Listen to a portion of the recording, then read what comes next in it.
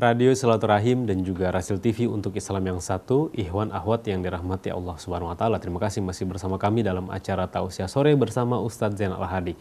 Detik-detik kematian menjadi topik bahasan kita di sore hari ini, dan juga tadi dalam pembuka Ustadz menekankan kembali akan bahaya fitnah yang masih saja terus menghantui dan juga terus membentuti umat ini, Pak Ustadz ya. Iya, betul. Karena dakwah Islam ini diikutinya sama fitnah terus.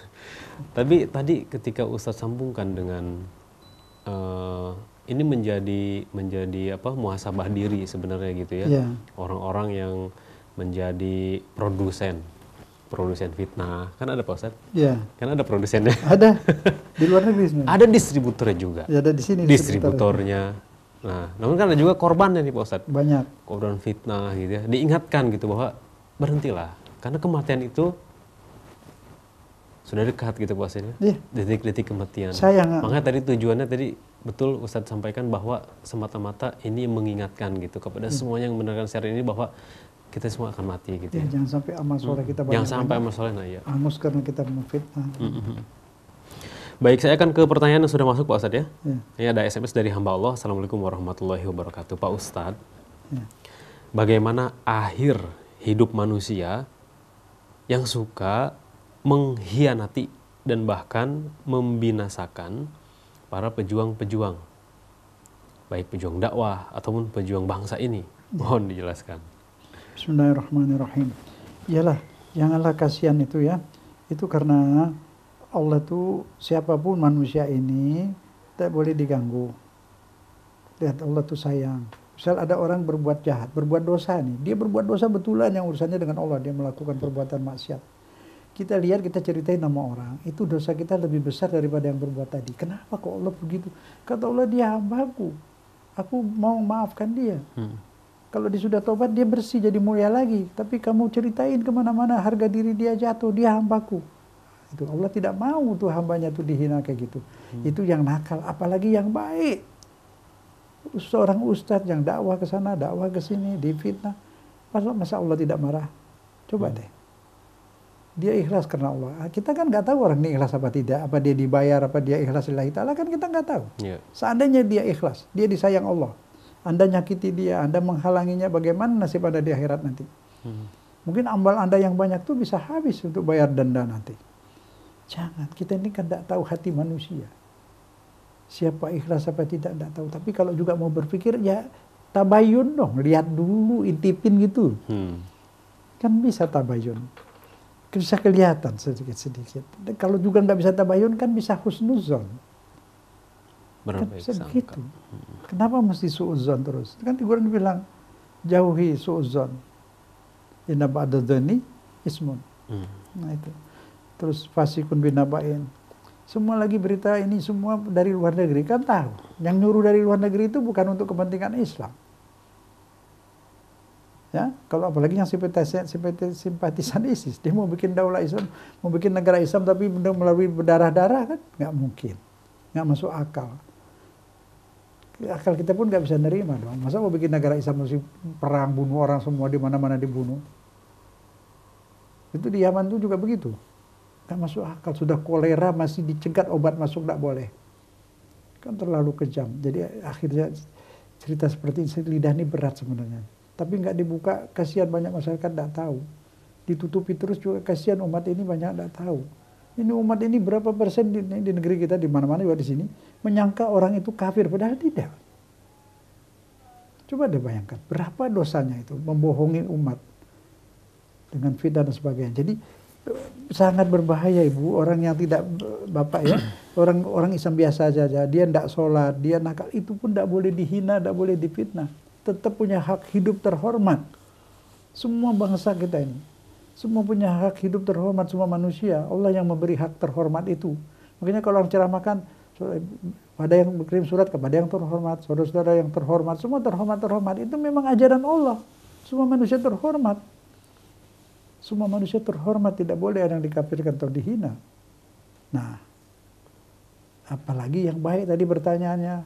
Ustaz yang berdakwah, yang berbuat baik. Allah marah, tidak boleh diganggu, jangan mengganggu orang. Hubungan kita dengan Allah, dosa kita Allah ampuni. Tapi kalau kita rugikan orang, nyeritain orang, jelekin orang, di akhirat tetap akan diadili. Kebaikan kita akan diambil, dipindahkan kepada orang yang kita zolimi tadi. Allah sangat benci perbuatan zalim. Dia mengharamkan zalim kepada dirinya. Maka janganlah saling zalim. Itu firman Allah SWT. Nggak ada jalan lain. Belajar capek sana sini ini itu udahlah. Allah suruh kita jadi orang baik. Itu kesimpulannya gampang aja. Kenapa jadi agama? Disuruh jadi orang baik. Jadi orang baik tahu dong, masa mesti nggak tahu? Tahu dong bagaimana mesti baik. Lidah baik. Lidah baik. Tidak nyakiti orang. Udah itu, selesai. Memberi senang kepada orang, berpahala. Amal soleh. Menyusahkan orang, menyakiti orang, amal salah. Sudah tidak perlu dalil lagi. Insya Allah. Baik. Selanjutnya saya ke SMS dari hamba Allah. Assalamualaikum warahmatullahi wabarakatuh. Pak Ustadz, menjelang usia 60 tahun ini, rasanya tidak berhenti fitnah yang saya alami. Makin dekat kepada Allah, ujiannya malah makin luar biasa nih Pak Ustadz. Terima kasih atas pencerahannya dari hamba Allah. Mohon doanya. Bismillah. Alhamdulillah, mudah-mudahan insya Allah sabarnya diterima Allah. Pangkat yang tinggi itu sabar. Lebih tinggi lagi dari sabar apa? Ridho. Ridho itu paling tinggi. Dan kalau sabar itu masih capek kita sabar tapi masih ada kesel-kesel sedikit ya. Sabar aja terus. Nah, nanti ridho. Jadi sekarang sudah niat orang mau fitnah kah, mau diganjel, mau di ini, mau didemo, silahkan saya sudah siap untuk ridho dan mau memaafkan mereka. Mau maafkan lagi. Berarti ridho. Kalau udah ridho, udah nggak usah sabar. Sabarnya udah kapok, nggak mau nyabar-nyabarin lagi. Dia sabarnya malah udah kalah. Karena kita sudah ridho. Ridho Ibu. Bagus, itu pangkat paling tinggi Bapak ya. Begitulah kita, apalagi sesama muslim, apalagi sama satu bangsa Indonesia. Apalagi sama-sama agama, ya sudah, maafkan saja, mengalah, insya Allah. Ibu Lisa di Bekasi menyampaikan pertanyaannya, Pak Ustadz. Assalamualaikum warahmatullahi wabarakatuh. 40 hari atau beberapa hari sebelum meninggal, benarkah kita sudah berasa akan ada tanda-tanda dalam diri kita bahwa tidak lama lagi kita akan meninggal, Pak Ustadz? Bismillahirrahmanirrahim. Bagi sebagian orang ya, sebagian orang ya, sebagian bisa nggak berasa. Kalau dia sibuk dengan main-main di dunia ini, ya nggak berasa. Bagi mereka yang ada punya firasat berasa. Tapi saya udah cerita apa belum ada kejadian beneran gitu, tapi aneh. Kalau Ustaz enggak, udah kali ya. Ada seorang dia suka ikut ngaji, terus saya kasih ibu-ibu udah umur berapa ya? 40-an, 45 kali. Terus dia kasih doa-doa, dia baca, sini dibaca. Apa yang diajarin itu semua dipraktekin. Sampai di rumah dia jadi orang baik, ngalah sama keluarganya, sampai sama pembantunya ngalah, minta maaf. Beneran, praktek terus berapa lama. Tahu pada suatu hari dia datang ke tempat saya. Ustadz, saya mau meninggal aja ya, mati ya Ustadz ya. Iya deh Bu, di dunia juga capek Bu ya. Wah kalau gitu saya permisi Ustadz mau mandi dulu. Ya, silakan tuh ada kamar mandi sana. Kan memang banyak tamu kan, mandilah dia. Itu benar nih Ustadz saya mati ya, iya deh, makan dulu deh ya silakan. Terus kira-kira 1:30, Ustadz saya permisi ya mau pulang. Jadi benar nih Ustadz saya mati aja, iya Bu boleh kalau mau mati nggak apa-apa, di dunia juga capek Bu. Pulang dia, sampai di rumah kira-kira jam 4:30 saya dapat telepon, ibu meninggal. Sehat, segar bugar. Nah itu dia tahu meninggal, pakai ngasih tahu lagi saya mau meninggal. Tapi saya jawabnya juga nggak sengaja, nggak sadar. Saya lagi pikiran lagi kemana nggak tahu. Tapi pas saya dengar dia meninggal, terus saya sendiri, aduh kenapa bilang iya tadi, astagfirullahaladzim. Terus saya pergi sana, sampai sholat maghrib sana, jenazahnya udah rapi dimandiin, ya kita tahlil. Ini dari keluarga yang tidak biasa tahlil, ya. Tapi mari tahlil, ikut semua. Kita berdoa, saya bilang soal ini bocah ini Tuhan tak larang, terzikir kan. Nah dengan zikir ini kita mohon kepada Allah ya kan. Tawasul lewat amal soleh kan boleh dengan zikir. Alhamdulillah ikut semua tahlil. Jadi cuma di sini ini diantaranya yang berasa dia. Dia berasa itu fakta ya. Itu saya tidak benar kejadiannya, fakta itu. Jadi dia tahu dia mau meninggal dan dia segar itu jahat. Dia naik kendaraan sendiri itu, nggak sakit jadi. Baik. Itu kayak cerita-cerita itu banyak seperti apa? Banyak orang seperti itu banyak. Yang tahu, yang permisi dulu ada banyak. Itu Allah. Udah ada tanda-tanda gitu di jiwa. Iya, rahasia Allah yang kita nggak paham. Kadang orangnya bersahaja, Bu. Tapi ini kan termasuk orang soleh. Dia tahu dan dia sebelum meninggal itu udah ibadah terus, minta maaf sana sini, sedekah sana sini. Manusia biasa. Itu Allah beri kedudukan tinggi. Nah itu kita jangan sembarangin orang. Nah itu Ustaz, kalau kita tahu cerita-cerita itu kan sebenarnya jadi ibroh kan buat kita tuh Ibroh sebenarnya ya. jadi ibroh ya. Betul. Apalagi buat orang yang langsung berkomunikasi dengan dia gitu. Iya. Oh iya ternyata ya kematian tuh langsung. Iya. Dan kebaikan Allah diberikan kepada siapa? Dan orang soleh, orang baik itu kadang-kadang nggak bisa dilihat dari pakaian. Itu kan orang biasa lah ya. Tapi ternyata dia, saya yakin itu orang suci itu. Sampai punya firasat seperti itu, dia tahu. Kayak ya, seperti itu. Banyak loh itu orang-orang baik itu. Jadi apalagi yang orang-orang soleh, ustadz baik, apalagi yang awam-awam yang baik juga banyak. Tapi kan siapa orang baik itu menyembunyikan baiknya, orang nggak tahu, dia nggak pamer kan. Nah, itu. Ya. Selanjutnya Pak Ustadz, ini pertanyaan dari Bapak Muhammad Ramli. Assalamualaikum warahmatullahi wabarakatuh Pak Ustadz. Mohon nasihatnya agar kami mati di tempat yang baik seperti di masjid atau di majelis taklim dengan ketika bersujud atau ketika beribadah kepada Allah. Syukran. Insya Allah, niat Bapak didengar Allah itu. Insya Allah Allah terima, kita semua memohon kepada Allah, dikabulkan permintaan Bapak, dan kita juga ingin juga seperti itu insya Allah. Itu juga kalau habis sholat itu ada, saya baca di kitab itu dari zaman dulu ya. Habis sholat sebenarnya itu, Assalamualaikum, Assalamualaikum, selesai kan? Kita sujud itu ada doa itu.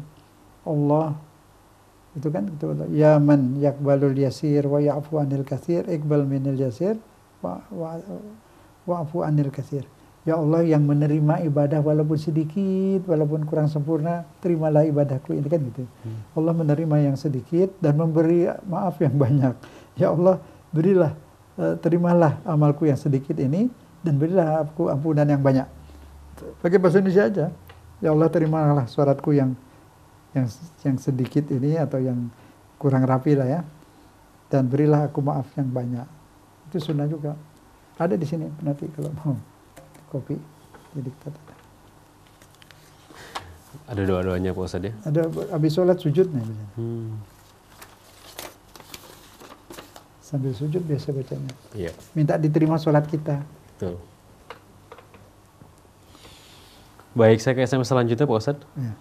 Dari Ibu Tursiati. Assalamualaikum warahmatullahi wabarakatuh.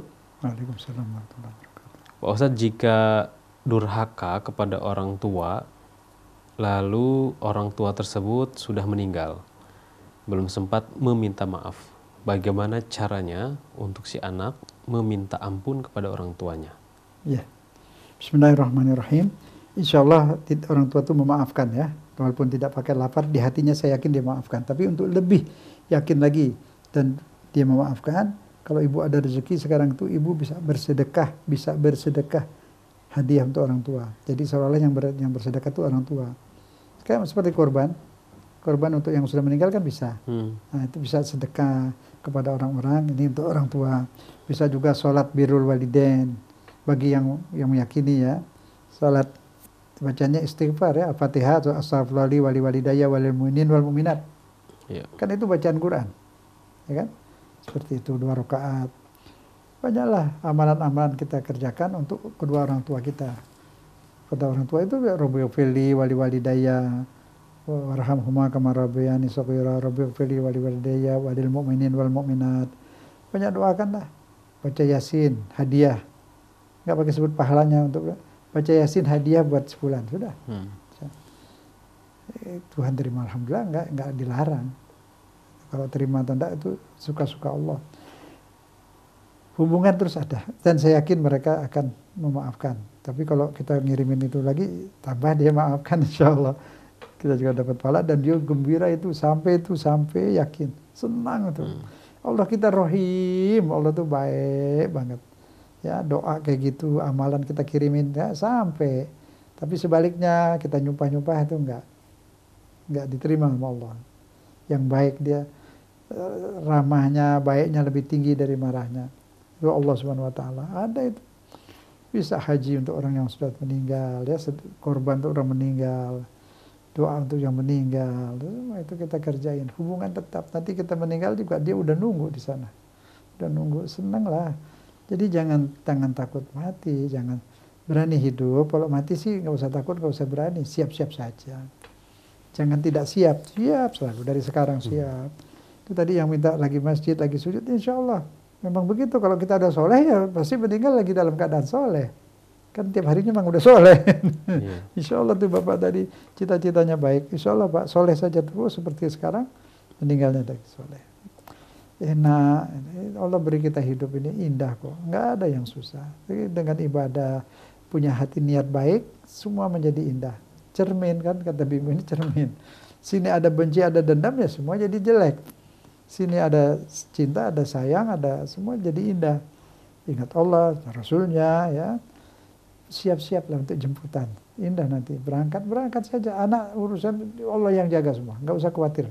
Allah semua jaga itu, yang kita tinggalkan. Jaga Allah itu, jangan takut. Berangkat saja. Kita ke Sukabumi Pak Ustadz. Ya. Ada pertanyaan dari hamba Allah di Sukabumi. Assalamualaikum warahmatullahi wabarakatuh. Pak Kiai yang saya hormati dan saya cintai, dalam menjalankan hidup, kita harus bisa menjalankan rasa cinta. Baik itu ke orang munafik, orang sombong, orang tawadu, semuanya itu harus kita hadapi dengan cinta. Mungkin itu Pak Ustadz yang bisa saya tangkap dari penjelasan Pak Ustadz. Doakan saya Pak Ustadz supaya bisa menjalankan hidup dengan cinta. Supaya dalam detik-detik kematian saya hanya ada rasa cinta, tidak ada rasa dendam atau kesal kepada siapapun. Bismillahirrahmanirrahim. Itu dia kunci surga. Qalbun salim. Qalbun salim itu hati yang bersih, hati yang ada cinta. Bismillahirrahmanirrahim itu ayat cinta. Mau apa saja Bismillahirrahmanirrahim. Aku akan lakukan ini dengan nama Allah yang pengasih penyayang. Pengasih penyayang itu kan cinta. Mana bisa kasih sayang tanpa cinta? Betul. Apalagi kalau udah bisa sholat karena cinta rindu sama Allah, sudah itu. Surga dalam perasaanku, Allah dalam hatiku, sudah di situ. Ada. Nanti tumbuh nanti. Tumbuh ya. Proses ya. Ini juga dirasakan gini saat orang yang contoh sakaratul maut lah. Ya. Kalau yang dalam hatinya banyak marah, dendam, itu pasti terasa berat ya sama orang yang dia udah cinta gitu. Ya. Gini deh. Orang mau diobatin atau mau disekop atau mau disuntik, dia nggak mau ngelawan. Sakit nggak? Sakit. Yang diem aja, set, tak ada masalah. Lagi mau dicabut nyawa, dia ngelawan. Nah, itu dia nggak nerima, ngelawannya nggak kelihatan, badannya tetap tenang di hatinya. Itu yang sakit. Dia nggak ridho. Apa aja kalau ridho, enak. Dia udah pasrah, udah berasa orang mau meninggal, udah senang dia, siap. Senang. Dia siap. Dan dia di dunia udah urusin, udah minta maaf, udah semua segala, udah dia udah bersih kayak orang disiap-siap, udah dandan hati lah, udah jaga hatinya ini. Tinggal nunggu jemputan aja, siap saat dia udah siap, nggak datang nggak apa-apa, dia terus aja beramal soleh. Datang nggak kaget, nggak kejut, malah sudah senang. Emang udah dinunggu lama kan gitu. Yeah. Dan jangan pikirin, ini yang bahaya ini suka mikirin anak masih kecil apa ya Allah nggak beriman. Anak itu kan Allah yang buat. Di perut ibu deh, saya ulang-ulang nggak apa-apa nih. Di perut ibu kasih makan kan? Enggak kan? Allah yang kasih. Ya, lahir masih nggak punya gigi kan nggak bisa makan apa-apa, minum. Kalau sediain susu di dada kan sudah dia jamin. Nanti kita nggak ada pun dia jamin. Anak itu kalau nggak ada ibu bapaknya jatuh dari tempat tidur itu nggak bangun, masih tidur, nggak luka, nggak apa. Tapi kalau ada ibu bapaknya ya Allah khalifahkan ke ibu bapaknya. Ibu bapaknya lengah ya sakit. Jatuh dari pesawat aja banyak bayi hidup. Jaga Allah. Kalau dia mau garuk mata kemarin udah bilang, dia balik tangannya tuh, telapak, bukan pakai telapak tangan tapi pakai belakang supaya kukunya tidak kena mata. Ini kan, nah, itu kan yang balik tangannya Allah. Jadi Allah jaga. Jadi tawakal, Allah yang pelihara, mesti yakin itu, jangan sampai keberatan saat sakaratul maut. Ridho, tidak titipkan sama Allah. Mau pergi haji aja doanya apa? Ya Allah, Engkau bersamaku dalam perjalanan, Engkaulah waliku dalam keluargaku. Khalifahku dan keluargaku, artinya yang menjaga sebab Allah khalifahkan ke kita. Waktu kita mau pergi, kembalikan kepada Allah. Allah yang jamin lagi. Gitu. Baik, hamba Allah di Sukabumi semoga terjawab, dan itu pertanyaan terakhir Pak Ustadz yang bisa kita jawab karena keterbatasan waktu. Mohon maaf kepada Ikhwan dan Akhwat yang SMS-nya belum sempat terjawab di kesempatan kali ini. Sebagai penutup Pak Ustadz dari seluruh bahasan kita, apa yang digarisbawahi? Bismillahirrahmanirrahim. Kita manusia, ada badan, ada ruh. Yang abadi ruh, badan hanya pakaian untuk di dunia. Kita mau keluar dari dunia, pakaian dilepas, keluar dari ruh kita. Nah, jadi yang kembali ke Allah ruhnya ini harus suci, harus bersih. Nah, penyakit rohani itu banyak. Kalau penyakit badan itu ada kanker, ada tumor, ada segala macam. Sakit itu berbahaya, harus diobatin. Tapi berbagaimanapun penyakit itu untuk di dunia saja, tidak dibawa mati. Tapi kalau penyakit rohani itu fitnah, benci, dendam, itu berat urusannya di akhirat. Dan beratnya waktu sakarat juga, sakarat maut itu, ya. Kalau dilukiskan pernah ada cerita Nabi waktu sakarat itu pedih, itu hanya dia mewakili seolah umatnya seperti itu. Dianya tidak, dianya udah ridho kok. Sampai dia mengatakan, ya Allah bebankanlah sakitnya sakarat maut ini, bebankan aku saja, biar aku saja yang alami, jangan umatku. Begitulah cintanya Nabi kepada umatnya itu. Jadi ya kita sudah rasional ya. Artinya rasional itu apa sih? Hidup pakai akal gitu loh. Akal kita mengatakan apa? Hidup kita tuh di sana. Tuh, akhirnya tuh nggak kelihatan. Nah, meyakini yang suprarasio sama dengan rasional. Percayanya ada akhirat tuh rasional. Kenapa? Ya, dunia ini ada kok. Yang bikin dunia, dia yang bikin surga. Kalau dunia ada, surga pasti ada. Kalau saya ada, Tuhan pasti ada. Kalau Tuhan nggak ada, saya nggak ada. Nggak ada yang berani ngaku di dunia ini dari sejak dulu sampai sekarang beraninya aku bikin kita atau bikin dunia. Tuhan manapun nggak berani memproklamirkan dia yang menciptakan. Hanya Allah sendiri. Saya yang bikin. Saya yang menciptakan ini semua. Cerita di perut ibu diceritain, menciptakan bumi, 6 fase, semua diceritakan one detail dan benar. Secara fakta benar. Hanya satu Allah. Sudah pasti dia ada. Dunia ada, surga pasti ada kelanjutan. Dia bisa yang bikin surga, yang bikin dunia dia juga. Bisa bayangin, bisa bikin langit, bikin matahari, nguruk gunung tuh gimana? Subhanallah. Ada besi bikin air, H2O tuh, hidrogen, oksigen, bikin oksigen gimana, bikin semuanya sudah suprarasio. Di atas kemampuan akal. Bukan tak masuk akal, di atas kemampuan akal. Nah, beriman terhadap yang gaib. Gaib itu ada, tapi di atas kemampuan panca indera, di atas kemampuan akal. Yaitu rasional. Yakin. Setelah yakin, maka kita manfaatkan hidup kita ini dengan baik. Nah, orang yang tidak yakin terhadap akhirat, tidak yakin adanya, balhum fi syakin yal'abun, surat Ad-Dukhan. Dia hidup ragu-ragu. Hidupnya sendiri dia ragu-ragu dan dia tidak ngerti apa arti hidup, hidupnya hanya main-main. Fakta nggak Quran mengatakan ada orang yang tidak yakin hidupnya main-main? Main-main nggak? Main-main. Ntar pergi sana main ini, semua begitu, main politik, main ini, main dagang, main ini, hatta dagang itu main apa? Main ini, main semua. Sia-sia hidupnya. Nah, karena kita hidup ini berlanjut. Membina diri untuk masa depan di sana. Membina diri. Ruh dibina supaya suci. Raga boleh dibina supaya sehat. Kenapa sehat? Sehat mau ibadah, mau bakti pada Allah, berbuat baik untuk manusia. Berdakwah. Dakwah ini kewajiban semua muslim loh, dengan cara masing-masing. Yang ceramah, yang ini, yang jadi kru, yang ini, yang lain boleh merekam ini kayak sini, direkam bagiin orang. Punya apa? HP, bisa rekam ya? Bisa rekam itu, ustaz ceramah yang manfaat, rekam, sebar-sebarin. Apa yang kita dapat, sebarin. Itu manfaat buat orang. Nah, satu lagi, tolong sampaikan kepada masyarakat semua. Dalam hal ekonomi jangan melihat ke atas, lihat ke bawah, lihat ke bawah. Nanti jadi pandai bersyukur.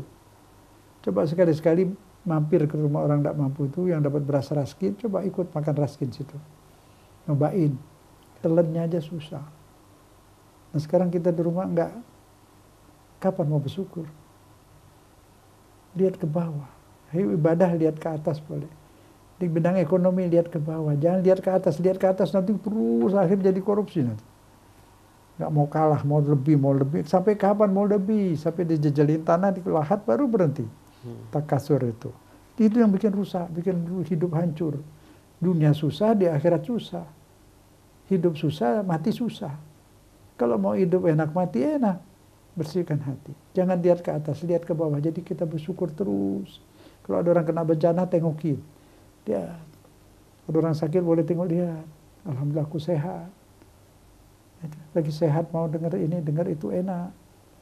Lihat ke bawah terus, jadi kita bersyukur terus. Nah kita bersyukur itu jalan bahagia juga. Kalau ngeliat ke atas terus nggak pernah bahagia, kurang terus. Capek, amelatun nasibah, kerja keras di dunia, ngumpulin harta, ngumpulin apa, sudah itu mati masuk neraka. Di dunia capek, di akhirat susah, gimana? Udahlah cari hidup senang. Di akhirat senang, mati senang, hidup senang. Pasrah sama Allah. Lihat ke bawah sekali lagi, lihat ke bawah. Belajar lihat ke bawah. Yang susah, yang perang tuh di Syria, di Irak, di Yaman, kelaparan, Korea, aduh kasihan. Kita sekarang ada air minum ada, makan ada, sabun ada, air buat mandi ada, rumah alhamdulillah nggak bocor. Alhamdulillah. Bersyukur di sini, insya Allah nanti hidup senang di sana. Puas di sana, bukan di situ. Soalnya nggak ada kuman, nggak ada bakteri, serba mewah. Insya Allah. Insya Allah. Allah bimbing kita ke jalan yang lurus. Amin ya rabbal alamin. Amin ya rabbal alamin. Demikianlah ikhwan akhwat yang dirahmati Allah SWT, tausiah sore di edisi hari ini bersama Ustadz Zain Al-Hadi. Semoga apa yang beliau sampaikan bermanfaat bagi kita semua. Terima kasih banyak Pak Ustadz atas ilmu dan waktunya. Insya Allah kita berjumpa lagi di minggu depan. Dan ikhwan akhwat terima kasih banyak atas segala perhatian Anda. Kami undur diri. Saya Angga Aminuddin ditemani oleh Yusuf Sumangkit di meja operator. Ada juga Obi dan Dedi di Kru TV. Billahi taufiq wal hidayah. Subhanakallahumma wa bihamdika asyhadu an la ilaha illa anta astaghfiruka wa atubu ilaik. Assalamualaikum warahmatullahi wabarakatuh. Li khamsatun ukfi bihi nar al-jahim bil hatima al-mustafa wal murtada wa ibnahuma wa fatima li khamsatun